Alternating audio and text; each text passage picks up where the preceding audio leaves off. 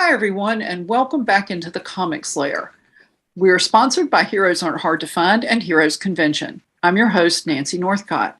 This panel will discuss the different worlds of Marvel's X-Men. And I'll start by asking the panel to tell us briefly a little bit about their interest in X-Men. And David, would you like to start? My interest in X-Men is what drew me to it was the international team, the team I have behind me. That's what hooked me when they went into the giant size and went into the next phase, and I was never able to leave it alone after that. Also, the X-Men are the hardest allegory team in comics. Okay, Marvel heroes are based on regular people with a problem, and getting powers didn't solve the problem. X-Men became an allegory for every outcast group in society you might want to think of. I don't know if that was the intent, but that's how they develop now. And so their adventures are always allegorical.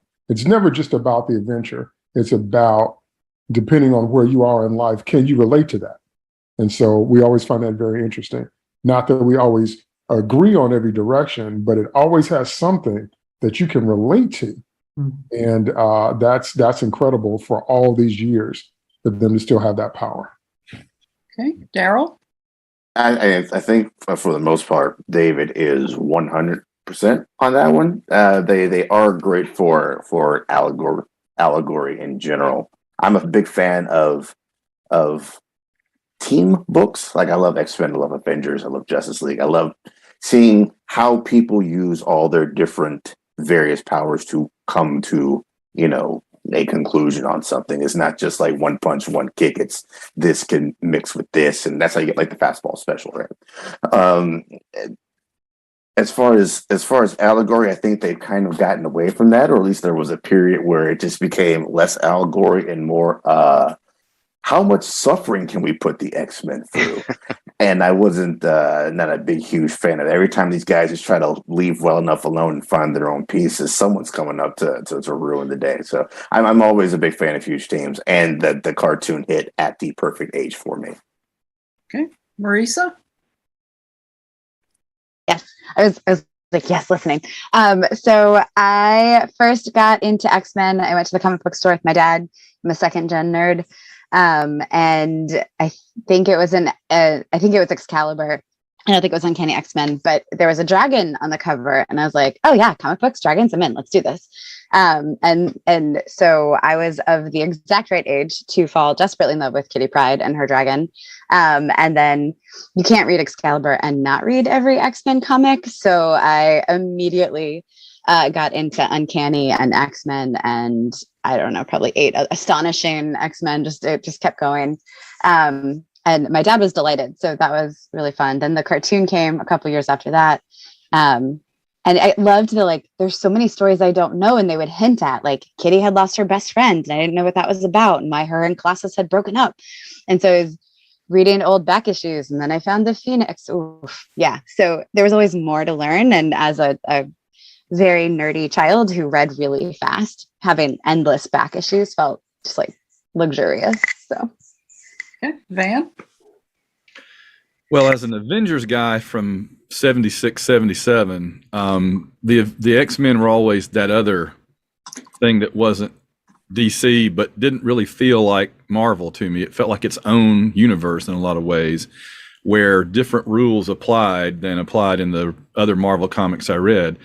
Like, for example, in other comics, if you're a superhero, you're a celebrity, like the Fantastic Four. But in the X-Men, you're hated and feared. I'm like, how is that the same universe? But anyway, I came in 111 when they'd all been brainwashed into thinking that they were somebody else and were working at a carnival and had different costumes. And so I was so confused because the first issue, they had one name and one costume. And then the second issue, they totally looked different. They had different costumes, different names. And so I got off to a very rocky start with the X-Men, but I've followed them peripherally ever since, on and off, and certainly through all the movies and all that. So they're not my favorite thing, but I appreciate them, and certainly the things that Claremont and Byrne did back in the day, especially in Dave Cockrum, I have very high regard for. Okay. Mike? Yeah. I started reading X-Men when I started reading comics.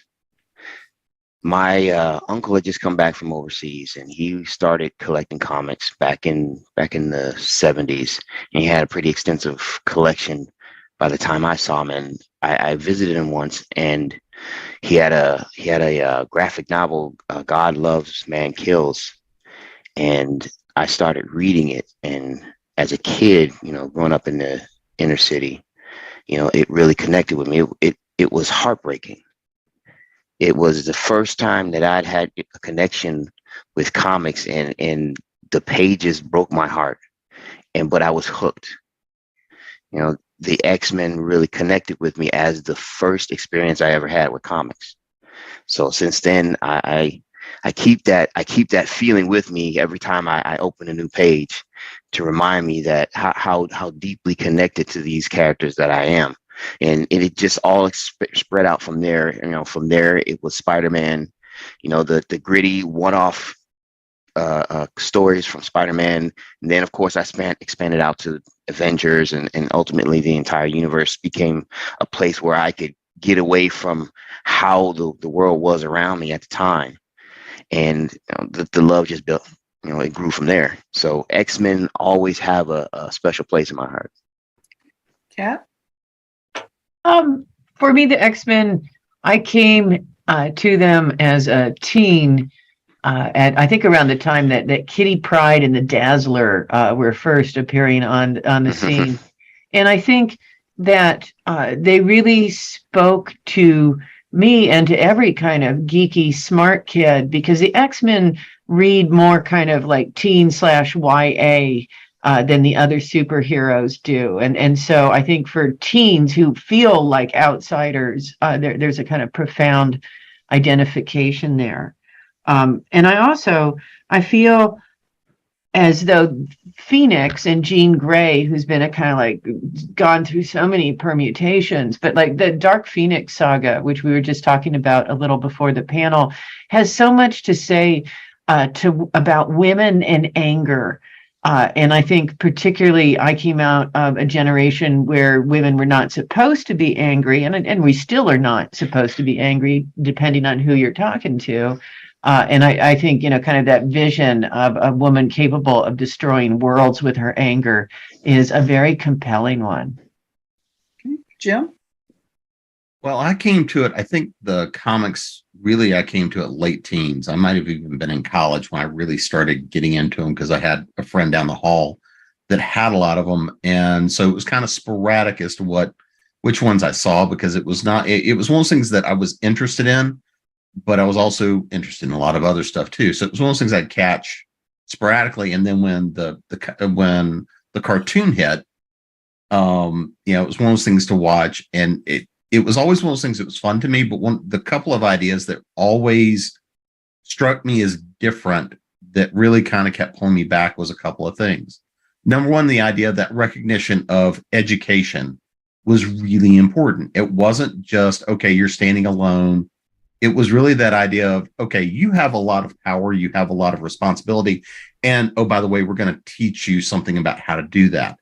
And then we're going to tap some of you guys, because now you need to go meet that higher calling. And that was kind of the way I always pictured that. But the other thing was that you always had some flexibility there, because of that of, well, somebody's off this way, but we can pull somebody new in. And sometimes you would get that person you needed when they needed to be there. And often it was that, what do you get out of when you change things up? It wasn't always the same team, even inside of the team, because you could tap people in the school. And that was one of those things that I always found really interesting, plus the balance against the politics. And this idea of, you're not sitting, it's not you're the great heroes. It was, they were trying to balance, are they heroes? Are they villains? And it really was we're just trying to get through the day, and we have, in some cases, really extraordinary capabilities and powers and things like that, that you really don't necessarily know how to control them. And you're around a lot of other people that are the exact same way. And that made for a lot of internal conflict that then could also be faced out. And that was the stuff that I thought allowed them to address a lot of really sensitive topics, especially for the time. Well, I'm probably the Jane came lately to the X-Men on this panel, because I was in my 20s when Giant Size X-Men #1 came out. And that was the first X-Men story I actually read. And it was gorgeous. I mean, it was written by Len Wein and drawn by Dave Cockrum. And I mean, show me something Dave Cockrum drew that's not gorgeous. I mean, I defy you to do it. And then when the series went on with Chris Claremont and John Byrne, I got sucked into it because I'm a real sucker for found family. The Legion of Superheroes, the Teen Titans, not so much the Justice League, although some people think that they are. They don't ring that bell for me, but the X-Men did. I mean, they do all this stuff together. They live together. They bicker like relatives sometimes. And I was enjoying it. And then came the start of the whole Phoenix thing. And we'll talk about that in more detail in a little bit. But that was interesting because here's this woman who she can read minds, and she's a telepath. Telepaths are useful. Saturn Girl and the Legion of Superheroes is one of my favorites. But then all of a sudden she got amped up, and that was interesting. So it's mostly the found family aspect, and of course the adventures and just the beautiful look of the book that really kind of pulled me into it. And so as we were discussing before the panel started, there are like 17,010 different X-Men titles.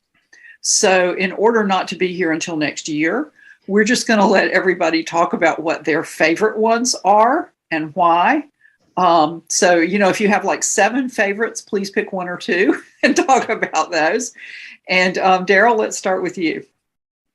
Strangely enough, my favorite era is now. I am a huge Jonathan Hickman fan. He is my favorite writer of comics.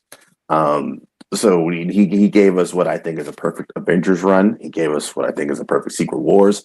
And then he disappeared from Marvel for a couple of years. And I just remember, like, it's that weird, like, you remember where you were when you found out JFK was shot? I remember where I was when I found out that Hickman was coming back to Marvel and coming back to the X-Men. And it was just like a weird level of hype, like Big Brain is coming back to play in a sandbox that has been relatively ignored for the last 2 decades and some change. And the what he came with his typical Hickman charts and graphs and way over explaining nonsense. It's still campy, it's still soap opera-ish, but I definitely love it. And you know, it's not a new idea. The idea of let's all just kind of live on our own and tend to our own business. But just the little aspects and the spins he puts on things just made it so much interesting to me. And, you know, the goods they have to barter with the outside world that gives them a new position of bargaining and a position of power. And all right, well, the countries that don't work with us publicly, well, maybe we can work with them a little bit in the shadows too. And that's how you get a couple of spinoff series. And I just love everything that they've been doing with this new modern House of X, Powers of 10, Dawn of X run, Reign of X. Okay, Marisa? Man. Okay. One, because I had left for a while I was teaching. I did not have the bandwidth or the budget for comics while I was a teacher. So I came to Phoenix End Song really late. It was already a graphic novel. It wasn't a run anymore. But I loved it. So it was Jean Grey is dead. She'd been dead. Cyclops is with White Queen, which I was not prepared for. But so I was reading it, and it was beautiful. I mean, it was beautifully illustrated. It was beautifully written. But it was giving Jean Grey all the agency that I felt like sometimes she didn't get, especially like the whole Dark Phoenix thing. Like, just kidding. It wasn't her. She'd never be evil. And I was like, she'd be evil if she wants to. But in End Song, it was like through the lens of a bunch of other characters, you got to see Jean Grey make her choice and her peace, and the fact that this cosmic power like genuinely wanted her for all of her flaws and all of her entire humanness. And then it also made me go buy comics again for a while, because I was like, wait, Cyclops is with Emma Frost? What have I missed over these last 4 years? So it was also just a great hook, because I think the only thing I had read between like late 90s and those early 2000s was Neil Gaiman's 1642, which I hope we get to talk about. But I read that and I loved it, but it was a very self-contained little thing, so it didn't make me go rebuy everything. Okay, Van? For everything that's come along since, I think that probably my favorite X-Men anything were those first couple of years after I started reading it. And I know a lot of people will say, well, our favorite anything is when we first discover it, but that's not necessarily true for some things that I like. But in terms of the X-Men, I came in just as Claremont was getting going and John Byrne was getting going with him, and they were co-plotting together, and they were really doing stuff that they were doing stuff that was not what you would see in other comics of that day. And it wasn't, to me, vastly superior, but it was so different and so well done that I still wanted to know about it. I still wanted to be in on it, right? I mean, this is the whole period leading up to Dark Phoenix, all the stuff with everything from Magneto, the first big Magneto story of that era, to Arcade's Murder World, and the first appearance of Alpha Flight and Vindicator, all that, the trip to Japan, Moses Magnum, and then back through Canada and all that. And it just had this feel to it. When the Avengers would do stuff like this, it felt like the Marines landing in Normandy. You're like, they're going to roll in and it's just a big time. Here comes the varsity to kick butt. When the X-Men would do these things, I would be reading it going, they're all going to die. I never had the feeling the Avengers were going to die. The whole planet could be about to be destroyed. And I'd be like, oh, the Avengers will fix this. But with the X-Men, I don't know what it was about the way that Claremont wrote them and the way that Byrne drew them, but I had a perpetual sense of, good God, this could be the last issue. They could all die. And I've never quite understood what they were doing that gave me that sense, but it just felt like they were younger. They were not as powerful in a way. They had a lot of vulnerabilities. They kind of leaned on each other emotionally in ways that the other superheroes didn't. And that was all very interesting to me. And you mentioned, Nancy, Dave Cockrum. Not only was he a great artist prior to and then later on, but he's the guy he's the costume designer at Marvel, for a long period there. And he designed a lot of those classic costumes that are behind David, for example, right now. And plus he also designed the classic Ms. Marvel costume from the 80s, late 70s and 80s that to me is the greatest costume in comics. So they just were very fortunate to have some of the absolute top-notch creative people working on that title. And by the way, that's a strange phenomenon, because just a couple of years earlier, it had almost been canceled. It was doing reprints of the Stan Lee issues, and there was serious thought that X-Men was a failed experiment that was going to go nowhere. And then all of a sudden, you just happen to get Claremont and Byrne on there and Cockrum, and it takes off. So, sometimes, and I always think it's funny that, kind of the inside joke about the X-Men is that they really, in a way, exist because Stan got tired of making up radioactive something story origins. There was the radioactive barrel of waste that hit Daredevil. There's the radioactive spider that bit Spider-Man. And so Stan's like, I'm just going to say they all were born with their powers. There we go, done. Don't have to think up any radioactive beetles or any radioactive airplane crashes into them or anything. They're just born with it. The end. So it was kind of a contrived thing from the start, but it just shows you can take any property and put the right talented people on it and make something truly amazing and phenomenal out of it. Mike? Yeah, I have to say, like Van was saying, though, the origin, the first time I read X-Men stays with me, but I have to say my absolute favorite was probably the Jim Lee Claremont run. That felt like X-Men #1. That felt like a renaissance of the X-Men. It felt like they were grown-ups. That run felt like they had matured to a solid team, right up there. I mean, they had always had the respect of the other super teams to an extent, but at that point, when Magneto came back and they stepped up and they created the blue and gold teams, that's when I think for me that they came into their own. That was probably my favorite run. It was like nothing I'd ever seen before, and Jim Lee's artwork was just incredible for the time. Okay, Kat? Well, I got to, shout out to the Chris Claremont and John Byrne run, which is just so terrific. And I had forgotten Neil Gaiman's 1642 until Marisa mentioned that, and that was a genuine joy. And I have also enjoyed some of the stuff that Seanan McGuire has been doing with the X-Men, X-Men Gold and X-Men Black. And I wanted to point to Kat Valente's got a book called Refrigerator Diaries, one chapter of which is a Jean Grey character speaking, which I heartily recommend. Just absolutely phenomenal. It kind of speaks to a lot of the, oh God, here's Jean Grey. Yeah, it's called the Refrigerator Diaries. And if you like superheroes, it is just brilliant. So that's one of my X-Men that's kind of not X-Men. Okay, Jim? One of the ones that really sticks with me is the Noir series, when they did those couple of limited runs, because you got to see the same kind of aspects and personalities, but what would happen if they were steered in a different direction?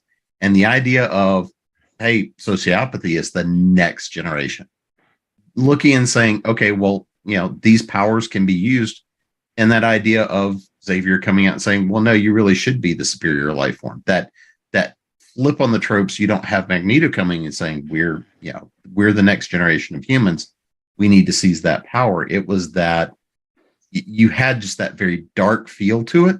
And it was that what if, that what if you have a different guide and a different person for these powers and these personalities, which way would it go? Especially if it happens in a time and an age where you didn't necessarily even have the technology that would balance out some of that kind of power. And that was one of those things to me that really was interesting, seeing those characters played not only in the different time, but such a different way and different motivation, and seeing how could they go if they had not gotten the guidance that they did. And that was one of those things that to me was an interesting run, even though I don't necessarily know you would consider it traditional X-Men, but it to me, it still had that same heart, that same feel. It was just, which way are they going to go? And that to me was one of the big things. When you see Jean Grey killed in that series, that was one of those things that you're like, oh, okay. Okay, David? I have to say Lonnie Cochran, but I also have to say Claremont and Byrne. You said we could pick everything he said about Alpha Flight and everything, but classic X-Men stuff is there. The Danger Room, because Scott and Professor X understood they had to be sharp. Mm-hmm. They had to hone those powers. But the X-Men are also, everything in the West has strong categorical parameters. So if the Avengers are the cool kids, the X-Men are the outsider kids. And I have never agreed with those kinds of definitions. What do you do when you have multiple backgrounds? What do you do when you don't fit in a slot? And to me, the X-Men don't fit in that slot. People keep saying that you're this because you look like that, but the X-Men are the most human of all. They get it from every side. They get it from normies. They get it from fellow mutants. They get it from other teams. They get it from every side. And to speak to what Van said, the reason the danger is so real is because they're not invincible.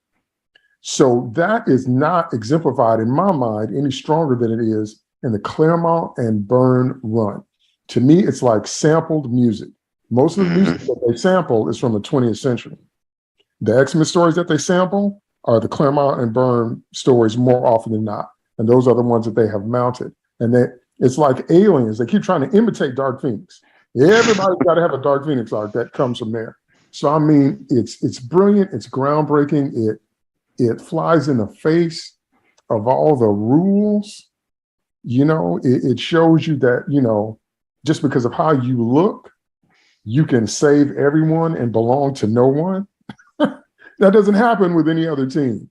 So it's just brilliant and it's layered, and I just love it.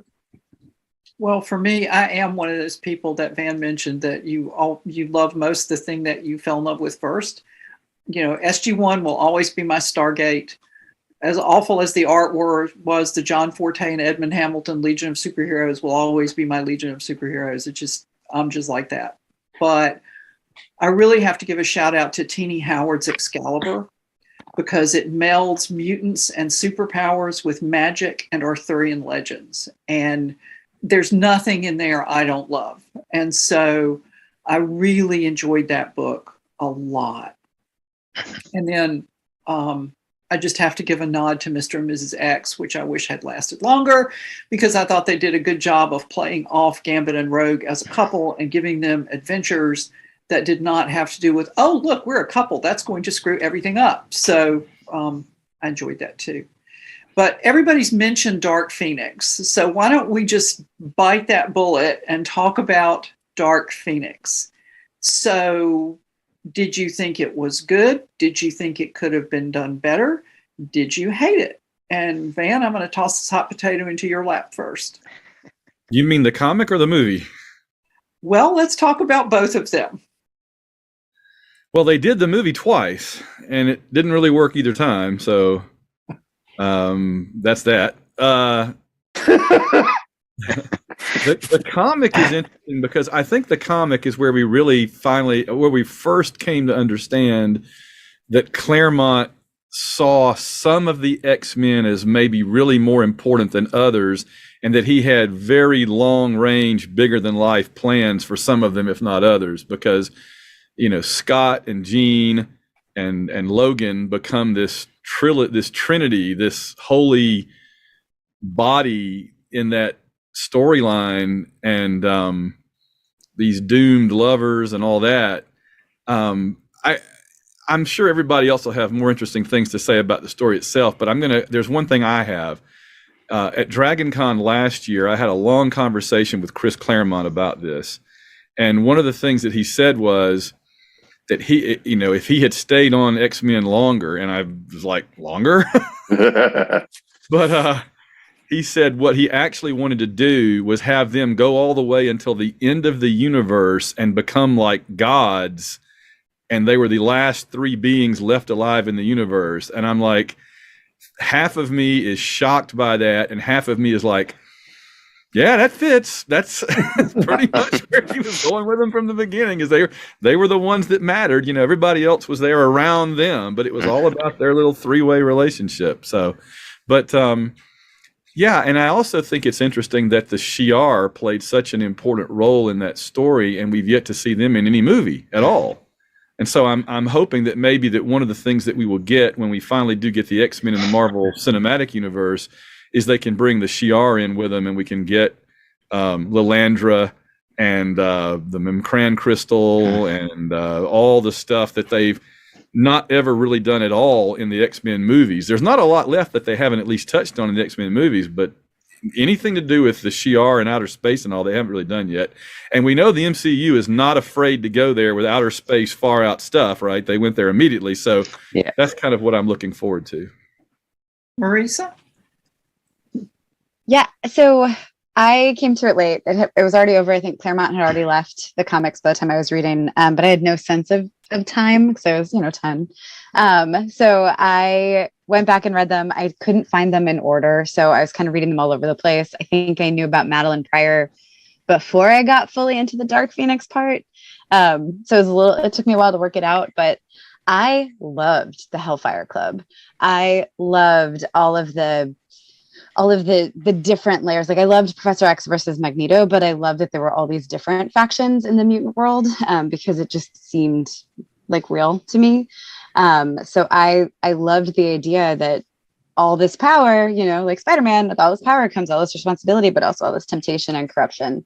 And if you fall in with the wrong people, that can go whole new way. And I loved, even then, I was probably early teenager at that point, but the idea of a genuine good guy, like one of the first X-Men going bad, and then the other X-Men having to deal with it. I loved that part of the story. And so it felt like such a cheat. And I was like, just kidding. It was her clone. It's fine. She's great. So I didn't love that. But I think that was part of like a writer switch, wasn't it? Like that wasn't the plan. There was, I don't remember all the details of that, but I remember there was something I read later that I was like, Oh, that wasn't the plan. Kurt Busiek came up with that later on and was kind of retconned in. You're right. Yeah. Thank you. Okay, great. That's helpful. Because I remember hating that. And I know like that's part of comics, right? Is the reinvention and no, now this is what really happened. Totally. But I love the corruption of a good guy and then their friends and loved ones having to deal with it. And then what happens, like the consequences of it. The trial with the Shi'ar was amazing. So I remember it feeling like it complicated the story in a way that I really loved. And in a way that honestly was probably one of the first, when I read Narnia and I found out at some point that it was an allegory for Christianity, I was like, what the heck? I was mad and I was insulted and I couldn't get over it for a really long time. But X-Men being an allegory for civil rights and then later for gay rights and then for just misfits in general, that always made sense to me. I was like, yeah, this checks out. I mean, white girl, suburban New England, like, you know, I wasn't super connected to any of those civil rights movements. But learning about them that way and thinking about like, okay, then what happens when somebody we love in real life, like we don't agree with their decisions, what do we do? I'm babbling a little bit, but I have a lot of feelings about Dark Phoenix, and we're not going to talk about the movies because they are trash. And I'm sad, but that's all. Well, that's a very definite statement. Mike? For Dark Phoenix, not for the movies. Okay, go ahead, Mike. You know, the interesting thing about Dark Phoenix is that Jean Grey, and after it was over in the comics, she felt, you know, of course, terrified about the power, you know, terrified of what happened with the entire civilization that was wiped away. But on the other side, it seems like the moniker of Dark Phoenix was something that she herself could never let go.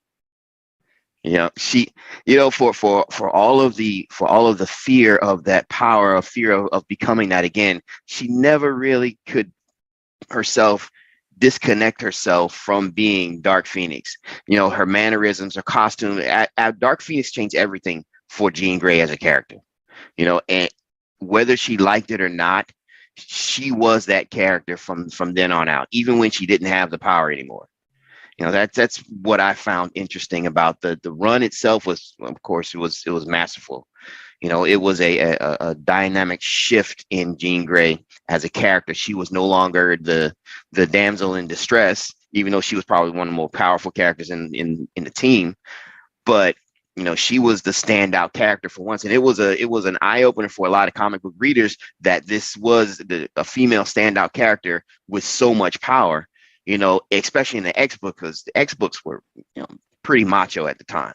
You know, when Jean Grey blew up and became this all-encompassing force, you know, it moved a lot of people, and like I said, it probably changed the way everyone saw the character. Everyone saw the X-Men. I think a lot of people saw the X-Men differently after, you know, the Dark Phoenix saga, and me especially. I definitely saw the X-Men differently after Dark Phoenix saga. It felt like, oh, this was there were real stakes.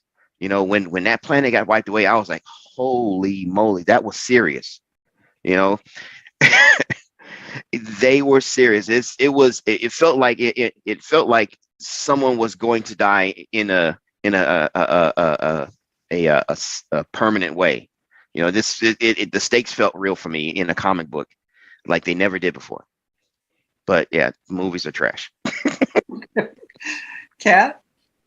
I think we are all agreed the movies are just flaming piles of a substance that we mentioned.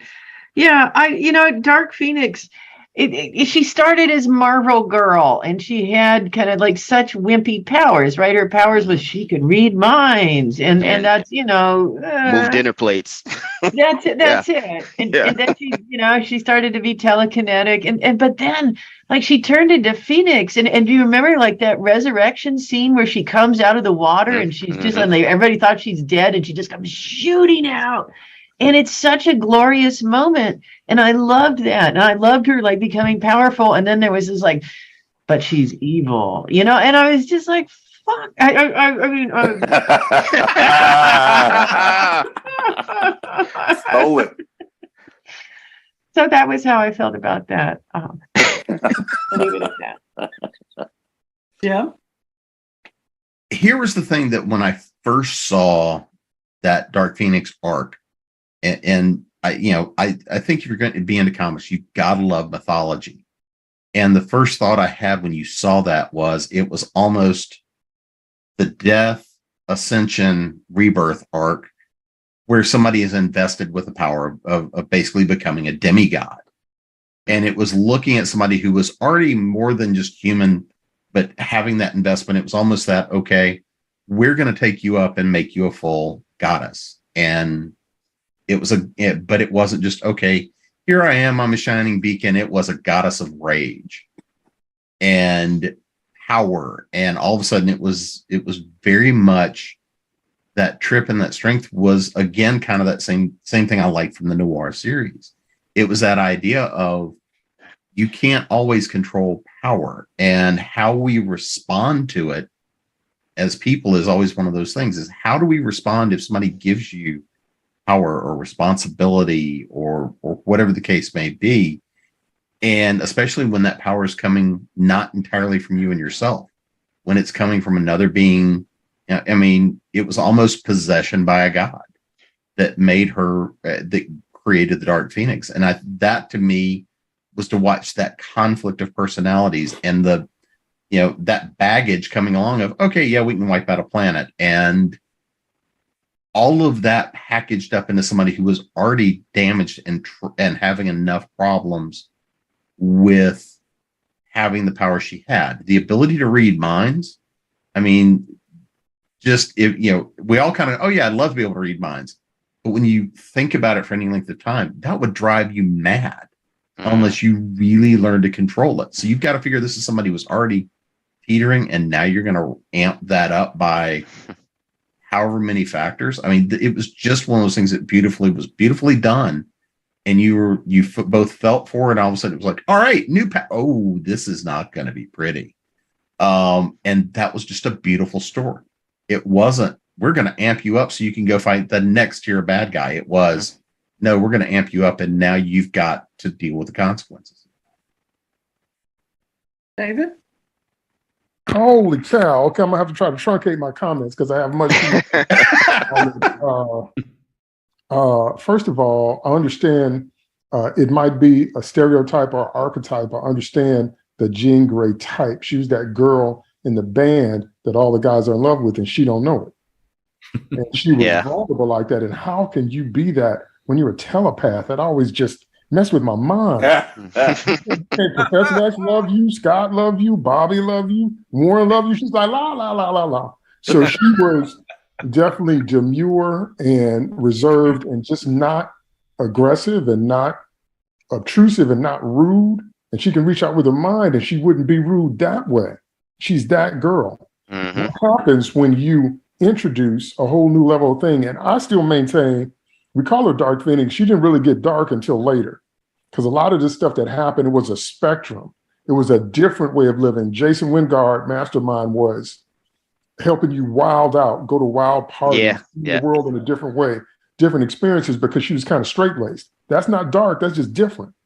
It gets dark when she's the planet. Okay, then I was just like, Mike, with that, I'm like, okay, somebody got to die now. Because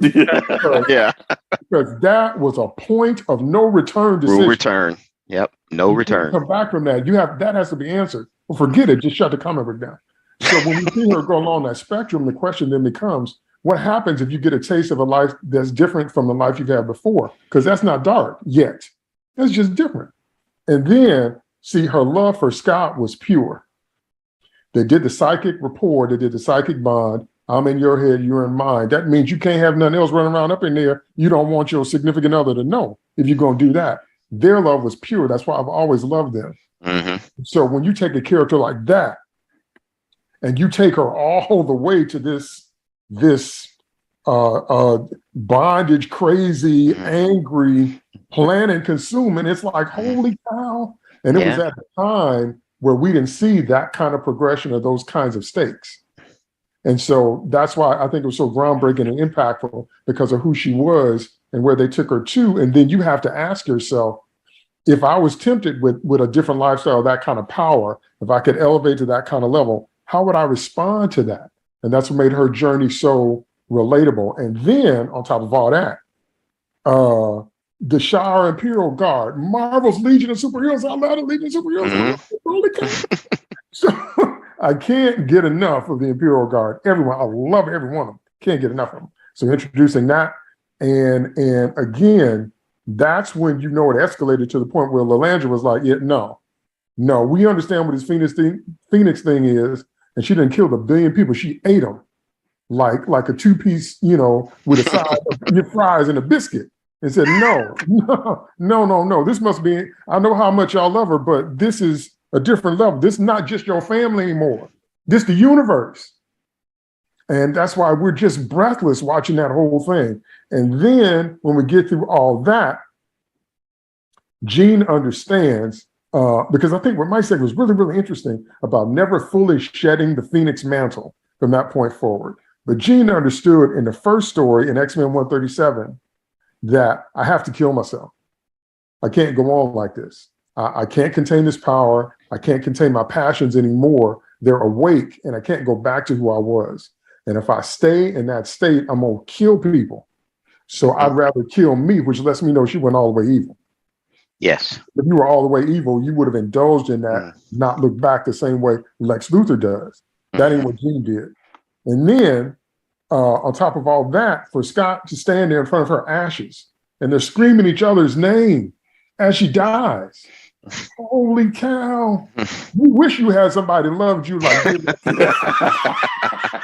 you, Scott, you wish you had a Jean. If you, Jean, you wish you had a Scott in your life. That's how powerful that was on the page. Now, in terms of the movies, the reason that the movies fail is because you can't do that story in 2 hours. Like you're trying to tell No, you can't.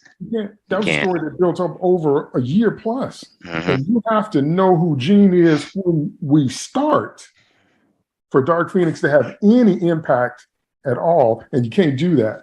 We spent no time with Sophie Turner's Jean, and Famke's Jean was not her, not that. So the last thing I'll say, because we could do an hour on this, the last thing I'll say is I just tweeted about it. I can't stand it when they Dawson, Joey, and Pacey some characters. Yeah. Don't ever bring me in on Jean and Logan, because I can't stand them. Yeah.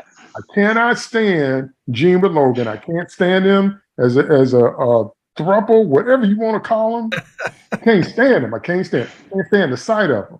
Because very rarely do you find someone that love each other like Scott and Jean did, and here come Logan. Out of all the women in the world you could have, you got to set your sights on her. Yeah, okay, whatever. Yeah. So so I can't stand him. Can't stand him. So when you do that Dawson's Creek triangle, what happens is you close off all the other story possibilities, and now it's about will they or won't they, who she gonna pick. Yeah. And they're bigger than that. And I'm gonna just leave that right there. David, can I add real quick though, because something that David brought up, just real quick, is that you mentioned that she destroyed the planet, and that was it. What happened, for those that don't know, Jim Shooter had become editor-in-chief and was trying to really crack down on things, on continuity and all. And Claremont and Byrne had not planned to kill her. They were going to have her get out of it at the last second. And Jim Shooter said, you had her kill everybody on the planet. You can't have her get away with this. And they're like, oh, well, we wouldn't have done that if we'd known that. He's like, well, it's too late now. It's already been published. You got to kill her. And so they spent the next 20 years trying to undo what they had to do because of the editor said, no, you got to. Oh. So that was fair. Yep. Daryl? Oh boy, wow. First of all, I'd like to state for the record that the movies are trash. I don't know if we brought that up yet or not. Most of the good stuff has been touched on, I think, by everybody else. I agree with Marisa that I love the dismantling and the fall of a great character. Like that's nothing more delicious to me in storytelling than a tragic hero. It always makes for great storytelling. I think Dark Phoenix, I casually mentioned it in the beginning. I think that Dark Phoenix is when I realized that the X-Men really is the greatest soap opera the world has ever seen. Yes. It absolutely is. Yeah, a multi-generational soap opera is what the X-Men have become. Far better than General Hospital is. what we get out of the Dark Phoenix is just one of the greatest progressions of character. What David was just talking about with Jean still having that modicum of good in her at the very core is something I didn't realize until decades later when they revisited it with Avengers versus X-Men, and you saw just how quickly everyone who got that Phoenix Force corrupted. Scott, who had front row seats to what it did to Jean, you know, he broke bad. I think Emma broke bad. Aquaman, I'm sorry, Namor broke bad. Like all those Colossus and Magic broke bad. It ate them up from the inside out, and it wasn't until I read that I realized just how what Jean had to go through and how wild it was altogether. It is one of the greatest arcs in comic book storytelling, I think. Well, I was in my first out of school job when that issue came out. And I couldn't wait to read it because I had this feeling that things weren't going to come out well for Jean and Scott. And so on my lunch break, I went to, this is when you still bought comic books at drugstores. Mm-hmm. I went to the drugstore and bought the comic book and sat in my car and read it and wept because it was such that moment that David was talking about. Scott realizes that Jean's going to kill herself.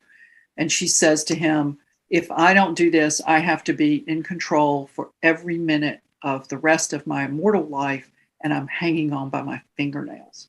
I've remembered that all these years. And I think one reason that part of X-Men The Last Stand doesn't work as well is that you don't have the emotional stakes for the characters because you have this lifelong love of Scott and Jean, and you see what this is doing to him.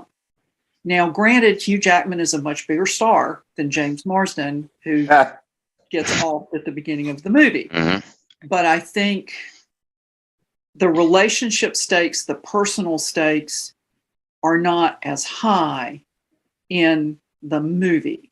And I think they took one of the best comic book stories I've ever read, and I say that as a proponent of happy endings, and wrecked it.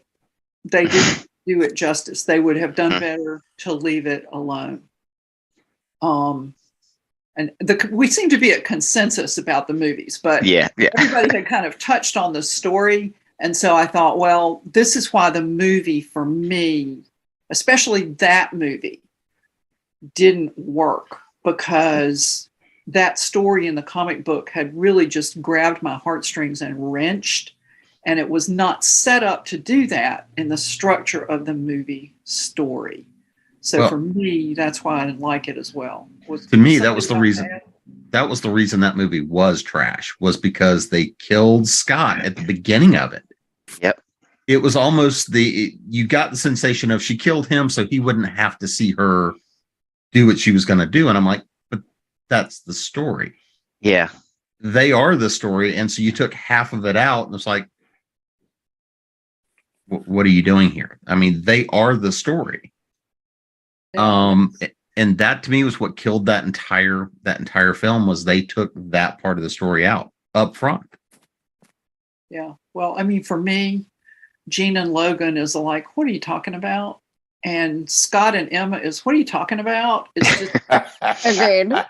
Yeah. Does anybody, we're actually coming up on time. Does anybody else want to weigh in on any last thing? Marisa, we'll start with you. Oh man, Kat's ready. I'm gonna think. Go for it, Kat. Can't we? I just want to say that I think David is right. He said that the movies are just too short, and I think the X-Men, like, they would make an amazing mini series, perhaps. Yeah. If they get their pacing under control. Yeah. The thing, I have so many thoughts about so many X-Men, I cannot be brief. So the thing that I am taking from tonight's conversation, and I am so pleased, is Dawson and Pacey as a verb. Thank you, David. It is the best thing that has ever happened. Like, come on, man, that's amazing. So I think X-Men, it's the relationships with the people and how they grapple with their power and how they are seen. And the movies shortchange that a lot. I liked a lot of the movies. We didn't even get to talk about Age of Apocalypse, which is an amazing comic run, I think. In the movie, I was like, okay, I see what you're doing. Okay. We should just do X-Men every week. Let's just do that. Mike?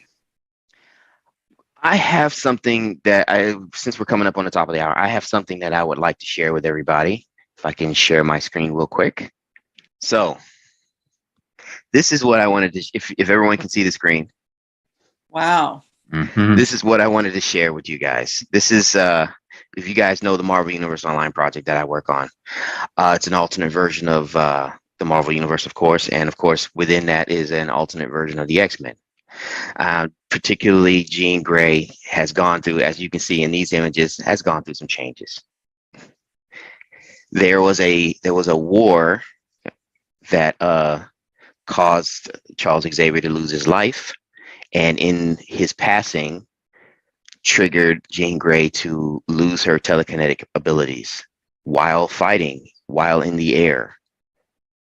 And the irony of it had put her in the same chair that he used to be in. So that's our version of Jean Grey of Earth 619. Oh, okay. Cool. Yeah. Cool. And as such, occasionally under concentration and stress, she can become the Phoenix again with her full abilities once again. So that I thought for this particular panel, I could share this little bit of lore that we're working on right now. I thought you guys would get a kick out of it. Pretty dope. Awesome. Very cool. Very nice. All right. And I do have to say that, yes, Dave Cockrum was a costuming genius, and he redid the Legion of Superheroes to great effect as well. But I think the green Phoenix costume is one of the most beautiful superhero costumes I have ever Yes. Without question. Agreed. So Yeah. pretty.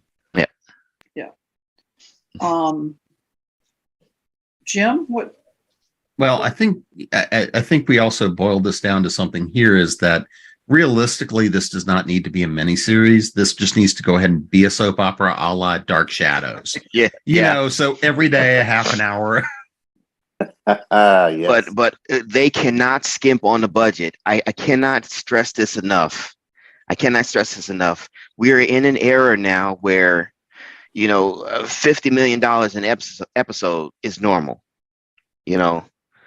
They cannot skimp on the budget for the effects, the costumes, the scenery. Everything has to be top notch. I refuse to accept that. HBO is the only one that knows how to spend money on these action adventure television series. Marisa, I'm coming back to you like I threatened to. Oh no, I jumped in. Age of Apocalypse. I want to talk about X-Men every week. I want to talk about time travel and all the different permutations of X-Men. I want it to be a soap opera that goes as long as General Hospital has gone. I fully co-sign all of this. Okay. Darryl? Something that I want to talk about that Van had touched briefly on is, Van, I think you said something to the effect of the Avengers are like the rock stars accepted by everybody, but the X-Men are hated and feared. And it's kind of why I love the X-Men. Captain America can step out onto a Brooklyn street and just be looking all handsome and charming. And Reed Richards, if he chooses not to stretch, can just be a guy who goes to the store. Whereas you got Glob Herman, where you can see his insides all day long. It's a different kind of deal. Or you have a guy with giant wings sticking out of his back, or a blue dude over here. It's a different kind of thing, and it forced humanity to ask the question of, is this something we can coexist with? And for a good number of people, that answer was no. And it kind of shows you through the X-Men some of the worst of humanity. And one thing I've always said about great science fiction is that the great science fiction is used as a lens to mirror our reality, our current state. And through the X-Men, they have shown multiple times just how awful human beings can be. And that's another part of the reason why I love this team so much. And through all of the hate they get, both within and without, they always continue to endure. Yeah. Van? Well, that makes me actually, Darryl, think of something else to say here, which is that when they do incorporate them into the MCU in the days to come, which we know they will, they're going to have to come up with some way to differentiate the X-Men and the mutants from the existing Marvel characters, because in the comics, we understand that the X-Men are mutants because we're told over and over in the comics, and we see they're in a different comic book from the other ones. They're in the X-Men comics, whatever. But there's honestly no functional difference between. In fact, I would argue that the Thing is more of a mutant than Colossus, because Colossus can change into a normal guy. The Thing is stuck as the Thing, and yet the Thing goes outside and he's a rock star. Yeah. And Colossus goes outside and people die muty scum. Now, if I can jump in real quick on that. Now, you have to remember too, Bolivar Trask literally pulled a Sean Hannity and got on television and literally told people why they should hate the X-Men, why they should hate mutants and not hate all of the other super people. They gave them a reason to differentiate between mutants and every other superpower person. Said they are going to replace you. Oh boy. Everyone else's powers were accidents given to bestowed upon them. These are your replacements. They're coming to replace your children. So if you're going to do that, that's what you need to do. You need to bring that kind of person on television to tell the masses, here's why you need to hate these people. Well, but I think that's another word for you, Marissa, by the way. But I still think that's kind of the core of it, which is you've got people who obtain powers because of, in essence, tragedy. Yeah. Generally. I mean, it wasn't that, somebody came over and said, here's your birthday present. It was, these are people that were born. Yeah. And it was the differentiation between somebody that, you had to suffer through this, so now you're a hero because you're working past it, versus you were born like this, you're just screwed. And, we're afraid that because you were born this way, you're going to be the next generation of humanity, which means that you're then replacing who we are. It's the same standard fear thing. And it's that balance of powers given versus powers born. And I think that is the core reason for the power of the entire series. David, did you want to wind up?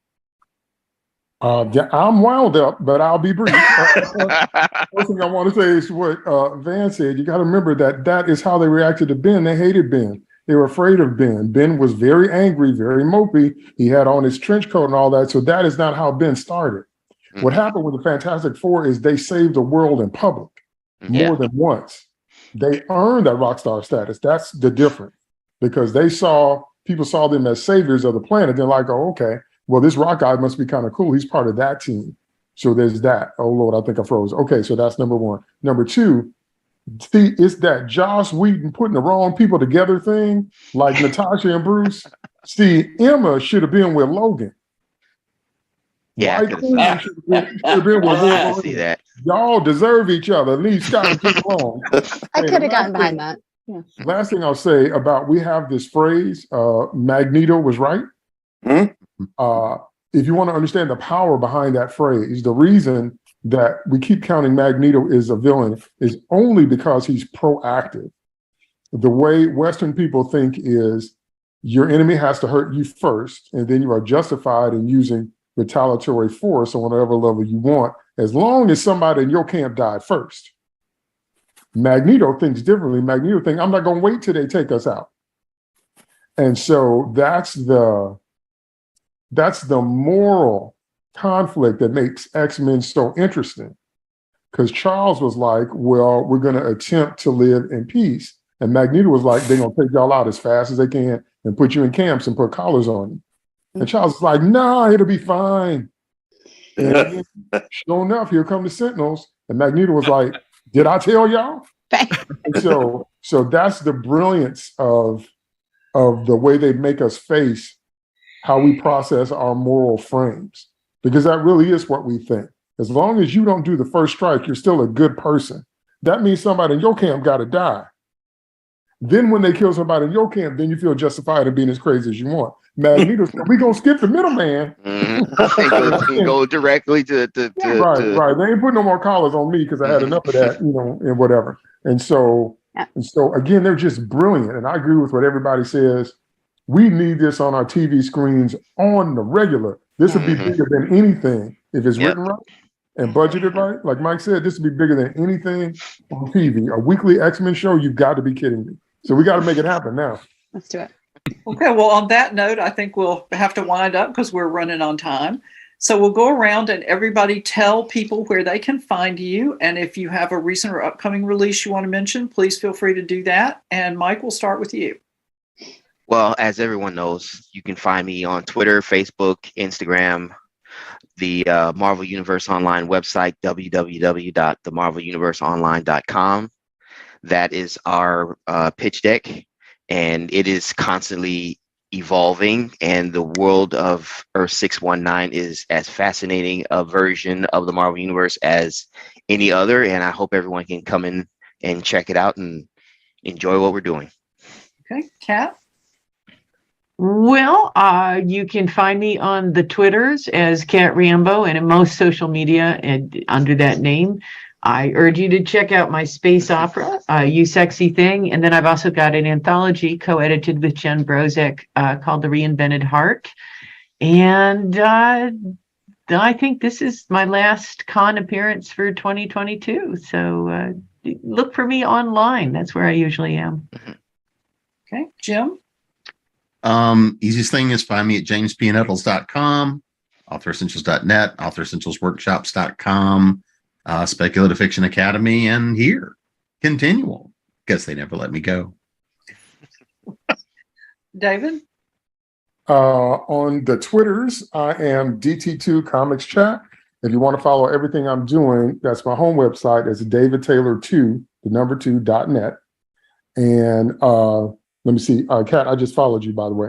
And the project I have coming up is a project called Blood World, where it's 6 different stories by 6 different authors about a future Earth, and it's incredible. Can't wait for you guys to see it, so stay tuned for that. Darryl? Yeah, you can find me on Twitter doing my usual film critic thing at Seedalicious, SEEDALICIOUS. And you can find all my reviews and whatnot on paprikareviews.com, POPRIKA, like paprika with an O instead of an A. Always new reviews and whatnot coming out. We have the horror movie draft dropping at the end of the month for all you scary movie fans. So that should be a good time. Good time.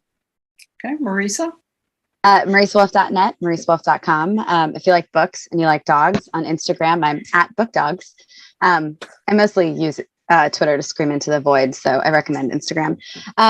For recent releases, if you like urban fantasy and well-rounded lady protagonists, the Valkyries Initiative just came out. It is an anthology with 15 stories that kicks off a whole new storyline of badass chicks being badass and getting to be whole people, which is super fun. And so that's out right now. Okay, Van? I just want to say that the thing I'm taking away from this hour of fun with you guys is that I want to read a David Taylor written X-Men comic now. But, Yes. Let's make it so. Let's do it. Let's do it. My most recent new book this summer is Validus V, a novel of giant robots and giant monsters, which is basically my love letter to Herb Trimpe and Doug Munch from back in the 70s with Godzilla and the Shogun Warriors. So you can find that on Amazon. You can find all my podcasts, everything else at www.plexico.net, and I'm on Twitter at Van Allen Plexico. So there's where you can find me, guys, right there. Nice. Boom. Well, you can find me here at ConTinual. You can find further information at nancynorthcott.com. I spend more time on Twitter than is probably good for me, and I'm at Nancy Northcott there. My latest book is actually a paranormal romance because I like superheroes, but I thought mages would be easier to deal with. And that's called Embattled Mage, and it's the 4th in a series. So I'd like to thank everybody on the panel for joining this discussion. It's been great. Thank you to our sponsors, Heroes Aren't Hard to Find and Heroes Convention. For more information about them, you can visit www.heroesonline.com. Thank you.